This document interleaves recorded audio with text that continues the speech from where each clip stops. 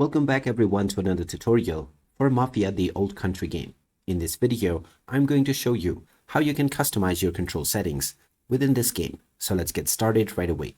First of all, open up Mafia the Old Country on your device.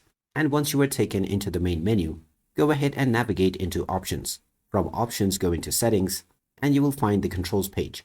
Once you enter Controls, you may choose the setting for your controller as well as the keyboard and mouse. If you go into the controller option, you can change the vibration settings, the sensitivity options, and you can check your controller mapping that has been assigned for your joystick. If you go into the keyboard and mouse menu, and then go into input mapping, you can now customize all of the buttons that have been assigned to your keyboard.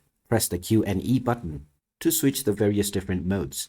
And now in order to make your change, just navigate to the button that you wish to change, press the Edit or the Accept button.